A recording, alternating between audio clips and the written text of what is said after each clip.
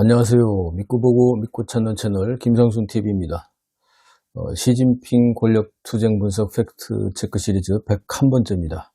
시진핑의 2026년 대만 침공, 중공의 대만 포위 훈련의 4가지 전략적 모순과 3가지 손실 비용에 대한 부분을 분석해서 소개해 드리도록 하겠습니다. 일반적으로 우리가 무식하면 뭐라고 하죠? 무식하면 용감하다, 뭐 이런 말이 있습니다. 이 시진핑의 온고집으로 진행되어 온 2026년 대만 침공 계획은 아직도 진행형입니다. 2027년이 인민해방군 건군 100주년이니까 그 전에 해야 된다는 거죠. 아무튼 전통 군부 세력의 반발로 추진력을 잃기는 했습니다만 어쨌든 시진핑은 지금도 포기한 건 아니죠. 그래서 어쨌든 작년 연말과 올해 1월 초에 있었던 중공의 2025, 2026 대만 포위 훈련의 다층적 분석을 통해서 어떤 문제점이 있는지 문제점과 실태를 알아보도록 하겠습니다.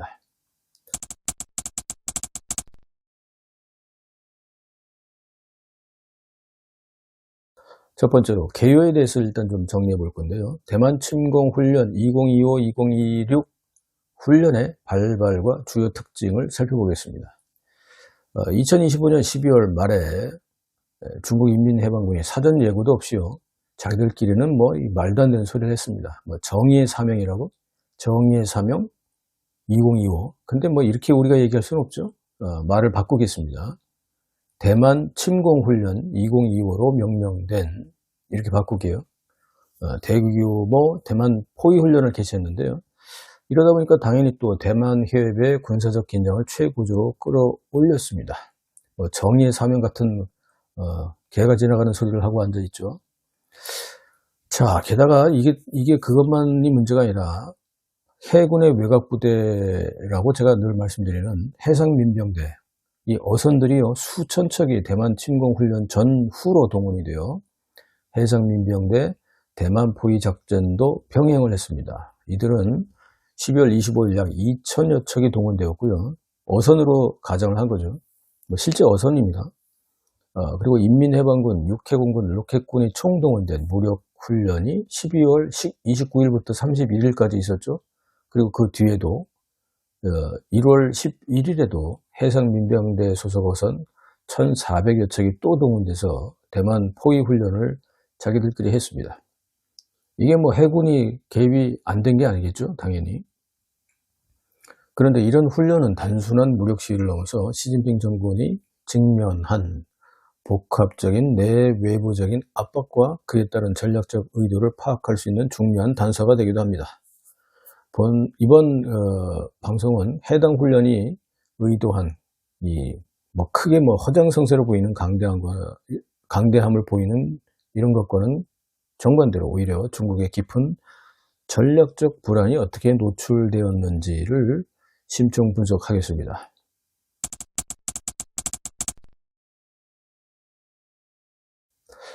먼저 대만 침공의 4가지 핵심 특징이 있습니다. 대만 침공 2025, 2026 훈련은 다음과 같은 4가지 특징이 있는데 그 의도를 우리가 잘 읽어내야 합니다. 첫 번째는 무예고성입니다. 사전에 어떤 경고도 없이 기습적으로 훈련을 시작해서 대만과 국제사회의 대응 시간을 최소화하고 실전적 위협의 강도를 극대화해서 심리적 충격을 가하려는 의도를 이번에 드러냈는데요. 훈련인데 예고도 없이 그냥 바로 해서 실전처럼 이제 하는 거죠. 이렇게 해서 어떤 때는 결국 훈련하는 척 하다가 침공할 수도 있습니다. 근데 이건 또 멍청한 거죠. 이미 그렇게 되면 매번 훈련에 대응을 하게 되니까. 자, 두 번째는 전면적 봉쇄를 했는데요. 이번 훈련은 대만 해협, 대만 북부, 서남부, 동남부, 그리고 대만 동부의 5개 구역을 포괄해서 대만의 12해리 영해선까지 침범해 버렸습니다. 그렇게 해서 해상 및 공중 봉쇄를 감행을 했는데요. 돈은 엄청 썼겠죠. 자, 이는 대만의 주권을 명백히 무시하고 국제법을 위반했고 유사시 대만을 완전히 고립시킬 수 있다는 군사적 능력을 과시하려는 정치적 메시지를 담고 있을 뿐입니다. 소탐대실이죠. 세 번째는 합동전력 투사 작전이었는데요. 육해공군, 로켓군 등 네 가지 군종이 총동원돼서, 즉 인민해방군이 총동원된 겁니다. 주요 핵심 항구, 뭐 까오슝이나 지룽 같은 항구 도시를 봉쇄하고 그 목표물 타격을 포함한 전략적 목표물, 이걸 타격을 포함한 입체적 작전을 수행을 했습니다. 이렇게 해서 대내외의 중국군의 통합 전투력이 상당하다, 건재하다, 뭐 이런 걸 과시하려는 목적을 가졌는데, 무기 성능도 과연 그럴까요? 예, 아무튼 그렇고요. 네 번째는 명시적 목표를 발표했습니다. 중국 외교부는 이번 훈련이 외부 세력과 대만 독립 세력을 겨냥한 것이다 이라고 공식 발표를 했는데, 외부 세력은 결국 미국이고요. 미국과 일본이고, 대만 독립 세력은 민진당을 얘기하는 거겠죠. 예. 친중파인 국민당이 공산당과 싸우다가 친중파가 되어버린 국민당은 여기서 제외되는 거죠. 어쨌든 이런 거는 이제 최근 강화되고 있는 미국 및 일본이 대만 정책에 대해서 직접적으로 많이 밀착되자 여기에 대한 경고죠. 그리고 대만 집권 세력, 즉 민진당에 대한 강력한 압박이 그 주요 명시적인 목표라고 볼 수 있습니다. 그래서 이러한 그 중국의 도발에 대해서 대만 국방부는 그런데 오히려 침착하고 준비된 자세로 대응했습니다. 늘 뭐 하던 일이니까, 그죠? 대만군은 적의 위협 정도에 따른 교전 수칙에 따라 일선부대 대응 권한을 위임했으며, 중국이 훈련에서 전쟁으로의 전환 간격을 계속 단축시키고 있음을 인지하고 있고, 이에 맞춰서 부대 훈련 방식도 조정해왔다 밝혔습니다. 즉 대응하고 있다는 거죠. 대만이 중국의 군사적 압박을 예상하고 효과적으로 대응할 준비가 되어 있다. 웃기지 마라, 이걸 보여준 거죠. 어쨌든 이처럼 고조된 군사적 긴장감의 이면에는 이 군사 행동을 촉발시킨 복잡한 지정학적 배경이 사실은 자리 잡고 있습니다. 어떤 게 있을까요?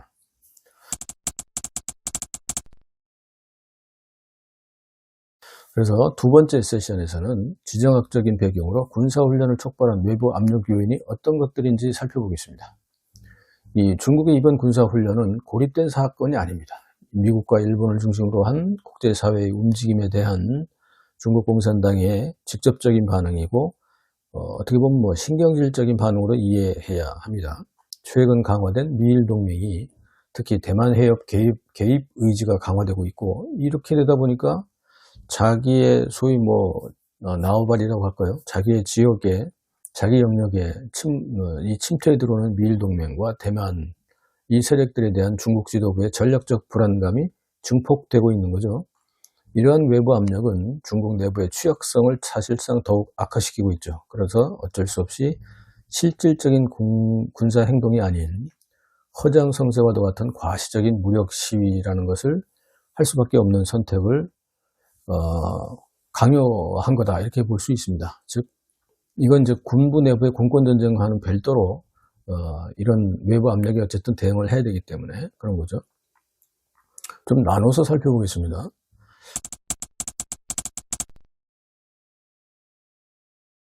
그래서 미국의 대만 정책 강화에 대한 부분을 좀 먼저 살펴볼게요.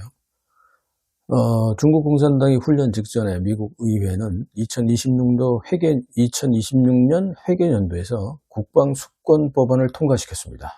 NDAA라고 하는 건데 110억 달러 규모의 대만 군사 판매를 승인해버렸습니다. 이전에는 이런 거 안 팔았거든요. 그러니까 무기를 팔아도 재래식이나 전통 무기를 팔았는데, 여기에는 이번에는 하이마스 다연장 로켓 시스템과 같은 공격용 무기가 포함되어 있습니다. 와, 이렇게 되면 이게 대만에 공급하는 무기 체질이 바뀐 겁니다. 트럼프 행정부가 표면적으로는 전략적 모호성을 유지하면서도 사실은, 그러니까 립 서비스는 그렇게 했는데, 하나의 대만 하나의 중국 이렇게 전략적 모호성으로 시진핑 네 말이 맞아 이렇게 하긴 했지만, 그러나 실질적인 군사적인 측면에서는 대만 보증 이행법안 서명을 했고요. 그리고 미국과 대만 관계를 제도적으로 강화하려는 이 전략의 연장선에서 2026년도 회계연도의 국방수권 법안에 이게 통과되는 것을, 그리고 통과시키자마자 바로 110억 달러 규모의 대만 전략무기 군사 판매를 승인한 거죠. 이렇게 되니까 이제 중국은 이를 자국을 받았고, 자국의 핵심 이익에 대한 심각한 도전이다, 이렇게 해서 이런 군사훈련으로 항의하는 차원이 된 거죠. 일본 쪽 한번 볼까요? 일본 같은 경우에도 일본의 강경한 입장과 미일 동맹 이 부분에 대한 것이 결국은 중공을 자극할 수밖에 없게 됐는데, 다카이치 사나에 전 일본 총리가 다카이치 사나에 그 일본 총리가 대만 유사시는 곧 일본 유사와 같다, 이 상태다, 이렇게 공개적으로 발언한 게 중국의 전략적 불안을 극도로 증폭시켜 왔습니다. 이에 대해서 중국 외교관이 소셜 미디어를 통해서 다카이치 총리를 참석했다, 이런 위협까지도 얘기를 했습니다. 그런데 이는 오히려 일본 내 여론을 결집시키는 효과를 낳죠. 그죠? 다카이치 총리의 지지율이 80%에 육박할 정도로 갑자기 급등을 했고, 미일 동맹이 대만 문제에 공동으로 대응해야 한다는 입장은 더욱 일본에서는 강화되고 말았습니다. 이 사건은 중국의 외교적 굴욕이죠. 예. 오히려 강하게 했다가 오히려 지지율을 높여줬으니까.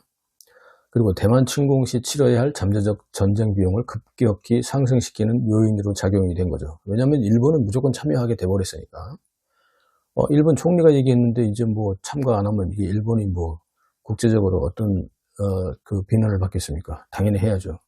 결국 다카이치를 억누르려고 하다가 오히려 일본 전체가 하나로 뭉쳐지는 이 역할을 해버린 거죠. 이런 걸 보고 자업자득이라고 하죠. 자, 이러한 외부의 압박은 중국 지도부의 전략적 불안을 심화시켰고요. 이는 뒤에서 분석할 내부의 총체적 위기와 맞물려 있죠. 그리고 군사적 대응이라는 선택지를 결국 시진핑 파든 반시진핑 파든 결국 이거는 공동의 문제이기 때문에 군사적 대응이라는 선택지를 꺼내들게 만드는 동력이 된 거로 보여질 수 있습니다. 예, 이런 분석이 일리가 있습니다.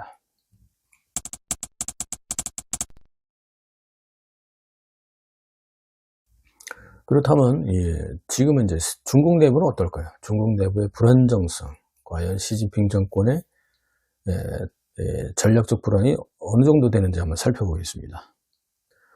대만 침공 훈련 2025-2026 훈련의 가장 근본적인 동의는 외부 위협에 대한 대응을 넘어서서 시진핑 정권이 직면한 심각한 내부 정치 및 군사적 위기에서 찾아야 한다고 생각을 합니다. 저는 현재 중국 공산당은 리더십 위기가 있고 군 지휘부가 붕괴되어 있고 만연한 부패라는 총체적 난국에 처해 있으면서 사회적으로도 혼란스러운 일들이 많이 일어나고 있습니다.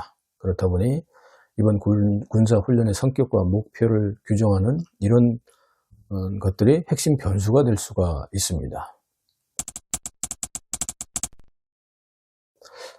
그렇다면 군사훈련의 세 가지 핵심 변수를 먼저 좀 살펴보겠는데요. 첫 번째는 정치적 권력 위기입니다. 시진핑 주석의 핵심 측근인 마싱루이가 연이어서 중요 정치국 회의에 불참했고, 그래서 숙청 상태에 있고 군부 내 비서 역할을 하던 종샤오진이 체포됐다는 게 또 확산되고 있고, 실제로 이제 숙청이 됐고, 또 시 주석의 시진핑의 권력 기반이, 특히 군권 기반이 흔들리고 있다는 징후는 이미 여러 번 말씀드렸습니다. 당권도 흔들리고 있는데, 이러다 보니까 최고 지도부 내 권력 투쟁이 격화되고 있다. 군권 전쟁은 끝났고 당권 전쟁이 지금 현재 치열하게 전개되고 있다. 이걸 보여줄 수 있습니다. 정치적 권력 위기죠. 두 번째 변수는 군 지휘부의 붕괴입니다. 1년 전에 20명의 상장, 즉 우리로 하면 대장인데, 이 20명의 상장에 참석했던 군 진급식에서 이번엔 단 4명만 모습을 드러내서 16명이 사라졌습니다. 와, 이건 경악할 만한 사태가 발생했습니다. 아니, 대장 20명 중에서 4명만, 16명이 사라진 거 아닙니까? 그 상장급 인원의 80%가 사라진 건요. 이 중국 공산당 70여 년 역사상, 공산당이 100년이죠. 어떤 전쟁의 손실률보다도 높은 수준이죠. 이건 전쟁이 나야 이 정도가 갑자기 상장들이 사라지는 거 아닙니까? 전사하거나. 근데 이런 이제 군 고위층에 대한 대규모 숙청이 평시에 진행됐다는 거, 이건 명백한 군 지휘부 내의 붕괴를 보여주는 겁니다. 세 번째 변수는 만연한 군부 부패와 전투력 약화 현상입니다. 아니, 대만 공격의 핵심 전력이 뭡니까? 일단 로켓군이죠. 로켓을 일단 때려죠, 미사일로. 그리고 공군에서 후발 공격을 해야 뭐가 육군이 가거나 뭐 해군이 가거나 할 텐데, 이런 그 핵심 전력인 로켓군과 공군에서 대대적인 반부패 운동이 진행되고 있고, 이는 군수비리와 지휘관들의 부패가 위험 수위를 넘어섰다. 이걸 보여주죠. 미 국방부에서 작년 2025년 중국 군사력 보고서에도 이미 이런 분석이 나왔는데, 이러한 숙청이 부대의 전투 준비 태세에 대한 의구심을 낳게 되겠죠. 그죠? 뭐 전투나 제대로 할 수 있을까요? 이렇게 많이 잘렸는데. 그리고 작전 효능을 단기적으로 손상시킬 가능성이 매우 높다. 뭐 이런 평가가 당연히 나왔습니다.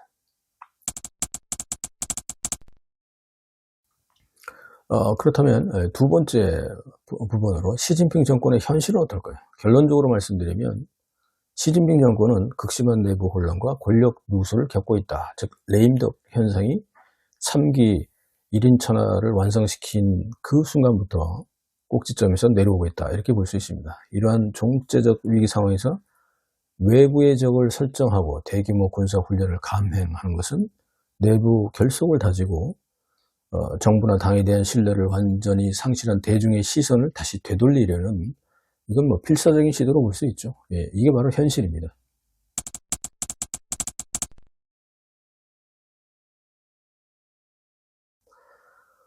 그렇다면 다시 훈련으로 들어가서 훈련의 다각적 목표를 좀 분석을 해볼 텐데요.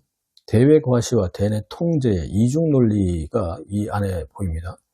즉 대만 침공 훈련의 2025-2026 훈련은 표면적으로는 대만 독립 세력과 외부 세력을 겨냥한 군사적 압박이다. 이렇게 중국 외교부에서 발표를 했지만, 그 이면에는 중국의 복합적인 전략적 고민이 담겨 있죠. 이번 훈련은 대외 과시와 대내 통제라는 이중 논리에 따라서 다음과 같은 네 가지 다층적 목표를 추구하긴 했습니다만, 그러나 이 목표 자체가 잘못 설계된 거죠. 그래서 명백한 한계와 전략적 모순을 드러냅니다. 이 네 가지를 살펴보겠습니다.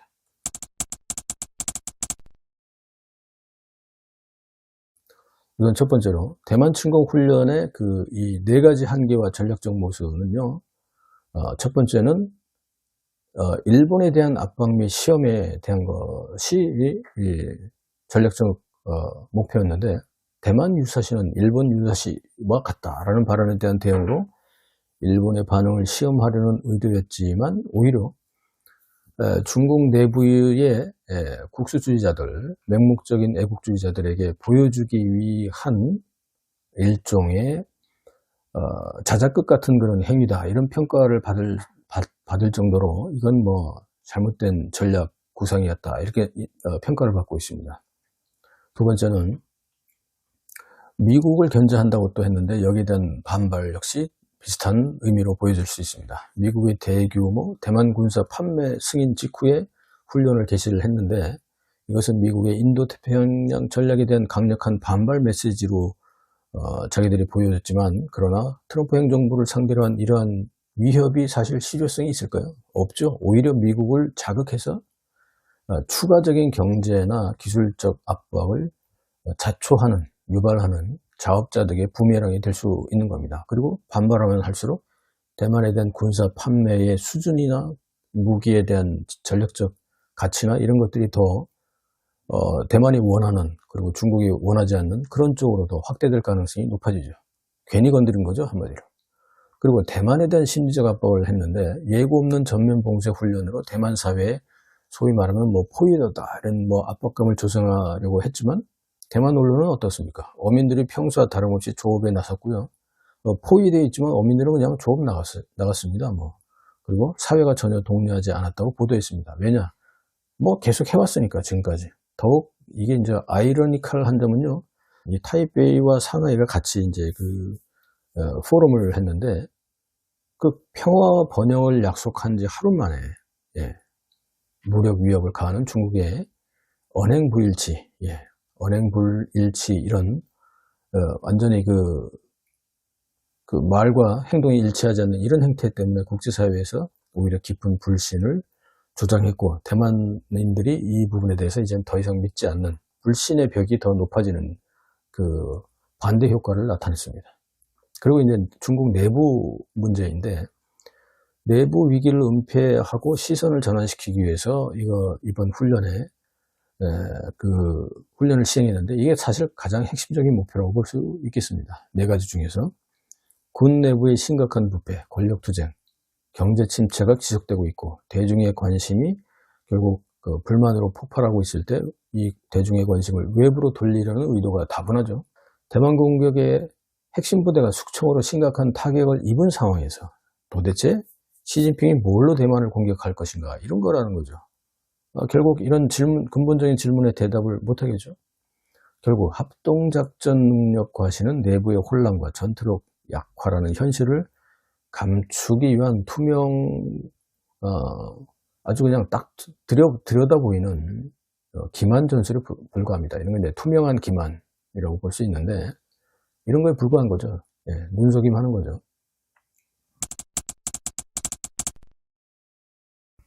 그렇다면 대만 침공 훈련의 의도와 결과는 어떻게 됐을까요? 예. 대규모 대만 침공을 감행하는 훈련을 한 중공과 군부는 왜 지금 이런 선택을 했을까요? 한마디로 이건 고육지책의 출구 전략이다, 이렇게 해석을 할 수 있습니다. 두 가지 이유로 정리해 볼게요. 첫 번째는 내부의 불협화음을 외부로 돌리기 위한 이슈 전환이 필요하기 때문이죠. 중국 사회의 불만이 팽배해지고 있는 지금 군권전쟁과 단권전쟁의 여파가 결국 중국 사회까지 퍼지면서 정부나 집권당이 재구시를 못하는 현실에 대한 사회의 불만이 팽배해지고 있고요. 이런 관점을 해소시킬 출구 전략이 필요하죠. 그렇겠죠. 두 번째는 시진핑은요, 대만 침공을 일생의 목표로 삼고 있지만요, 그러나 반대파인 짱유샤의 전통 군부파들은 대만 침공이 결국은 인민해방군 군부의 자살 행위임을 너무나도 잘 알고 있습니다. 그렇지 않습니까? 그럼 미국하고 붙어서 뭐 살아남겠어요? 그러나 중국 사회의 민심 혼란과 군부 내부의 군심 혼란을 잠재울 공통의 사실상 과제가 시진핑이나 짱유샤한테 동시에 있죠. 그렇다 보니 결국 대만 침공 훈련이나 일본과의 영해 도서 분쟁 같은 이런 좋은 출구 전략을 찾아야 됩니다. 그래서 이번에 그 훈련을 하게 된 거고요. 따라서 동상이몽으로 이제 하게 된 건데, 대만 침공 훈련의 결과는 한마디로 실패로 볼 수 있습니다. 이런 목표들은 현실에서도 거의 효과를 거두지 못하고 있고, 오히려 중국의 전략적 딜레마만 부각시키는 결과를 낳았죠. 어떤 측면에서 이런 결론에 도달할 수 있을까요? 그것은 국제사회의 평가와 중국이 감당해야 하는 이번 훈련으로 인해서 비롯되는 세 가지 비용으로 증명을 할 수가 있습니다.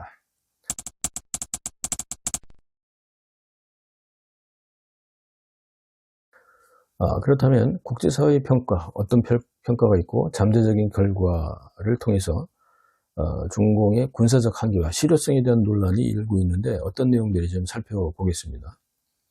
중국의 군사적 위협에도 불구하고 국제사회의 전문가라든지 주요 기관들은 중국이 실제 대만 침공을 감행할 경우 직면하게 될 막대한 비용과 명백한 군사적 한계를 지적합니다.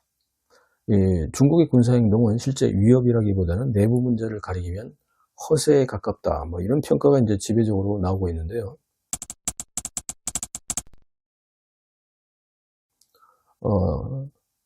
몇 가지를 좀 살펴보겠습니다. 첫 번째, 중국이 감당해야 할 세 가지 비용이 있습니다. 어떤 비용들이 있을까요? 여기는 미국의 마셜 펀드라고 하는 곳에서 보고서가 나왔는데, 중국이 대만을 침공할 경우에 감당해야 할 비용으로 다음과 같이 세 가지 측면에서 분석을 하고 있습니다. 첫 번째는 군사적 비용입니다. 그렇겠죠? 만약에 전면전이 발생할 경우 중국군은 최소 10만 명 이상의 사상자를 낼 것으로 예상이 된다. 그리고 이는 군부 내에서 오히려 군부 내 쿠데타나 인민해방군이 항복할 수도 있는 포기해버리는 거죠, 전쟁을. 이런 심각한 정치적 불안을 야기할 거다, 이렇게 미국 마샬 펀드 보고서는 밝히고 있습니다. 두 번째는 경제적 비용인데요. 단지 소규모 충돌만 하더라도 그 경제적 타격은 수조 달러에 달할 것이다. 그리고 국제사회의 무역 금수 조치라든지 이어 따라오게 되는 금융 제재라든지 뭐 이런 걸로 인해서 중국 경제는 어떻습니까? 당연히 파멸적인 타격을 입게 되죠. 그죠? 세 번째는 이제 사회적 비용을 들 수 있는데, 전쟁이 발생하면 중국 연안 지역에 물류 시스템 마비되겠죠. 그죠? 그리고 당연히 전쟁이 났으니까 대규모 그쪽 지역에서도 대만군이나 미국, 일본 연합군이 그쪽으로 포격을 하게 될 테니까 대규모 또 난민이 발생하죠. 피난민이 발생하고, 그러면서 공공안전 시스템이 붕괴되기 때문에 이 걷잡을 수 없는 사회적 혼란에 직면하게 될 수밖에 없습니다. 예. 대만도 혼란스럽지만 공격하는 중국 공산당도 결국 남부, 동부 이쪽 지역은 혼란 마비 상태가 온다는 거죠.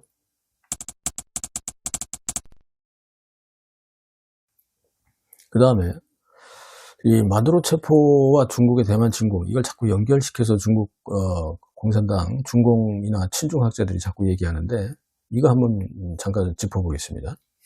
뭐 일각에서는 미국의 베네수엘라 마두로 체포 사례를 들어서 중국이 대만을 침공해서 뭐 이거 뭐 라이칭도 총통을 우리도 그렇게 잡아가야 되는 거 아니야, 이런 그 중국 공산당의 애국주의자들이 헛소리를 하고 있는데, 이걸 비교하는 건 근본적으로 부적절하죠. 예. 이 마두로 정권은 선거 조작이라든지 인권 탄압 등으로 인해서 국제법상에 뭐 파산을 당한 상태죠. 예. 이 독재국가이고, 이 합법적인 주권국 정부가 아니죠. 사실상의 뭐 통제국가였죠. 그래서 미국이 그런 국가를 국제범죄 혐의자로 체포할 수 있는 그 근거를 잡을 수 있는 거고, 그런데 반면 대만은 어떻습니까? 이 민주적 정당성을 가진 명백한 주권국가입니다. 여기를 어떻게 뭐 더더군다나 중국 공산당이 침공해서 이 마두로 체포하듯이 라이칭도를 체포해 간다고요? 웃기는 개소리죠. 대만에서의 그 반응을 보면 이렇습니다. 대만의 입법위원 중에 한 사람이 왕딩위라고 하는 위원은 중국은 미국이 아니고 대만은 베네수엘라가 아니다, 뭐 한마디로 이 현실의 차이점을 정확히 얘기를 하고 있습니다. 뭐 중국이 대만에 대한 군사적 적대감은 뭐 실력은 크니까 충분하겠지만, 이를 실행에 옮길 실현 가능한 수단이 과연 있을까요? 그게 부족하다는 거죠. 대만은 더더군다나 이 3,000m가 넘는 화산섬의 고지대, 이런 화산섬이기 때문에 상륙 지점도 불가능하고, 이게 그렇게 그 베네수엘라처럼 이렇게 만만하지가 않습니다. 결국 국제사회는 중국의 군사훈련을 실제적인 침공 준비라기보다는 내부의 취약성을 감추려고 하는 정치적 수사다, 뭐 이렇게 평가하고 있는 거죠. 결론을 한번 내보겠습니다.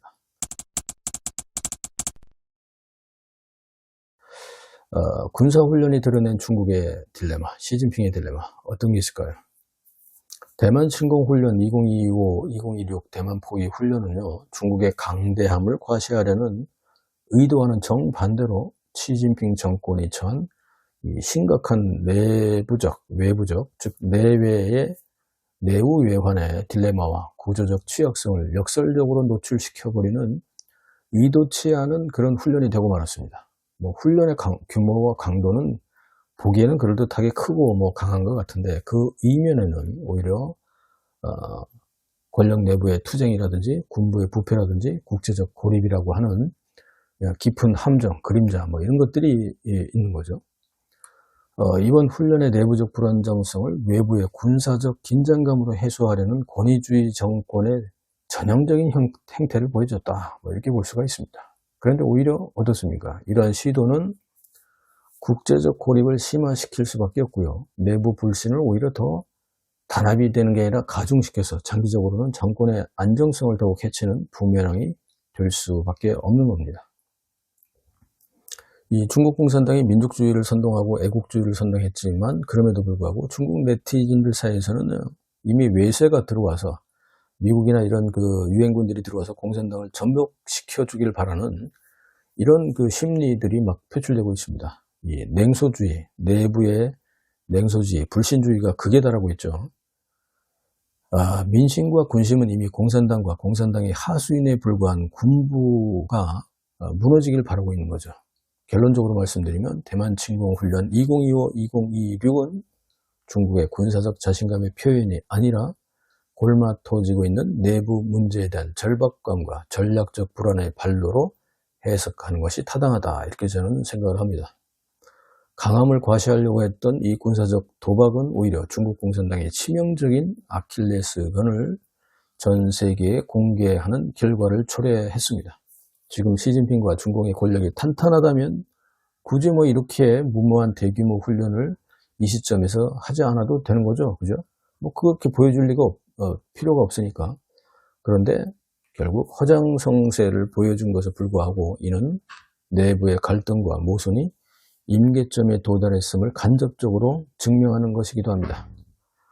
여러분들의 생각 어떠십니까? 믿고 보고 믿고 찾는 김상순 TV의 시진핑 권력 투쟁 분석 팩트체크 시리즈 계속 주목해 주시고요. 편집 후원에 참여해 주시는 모든 분들께 깊이 감사드립니다. 시청해 주셔서 감사합니다.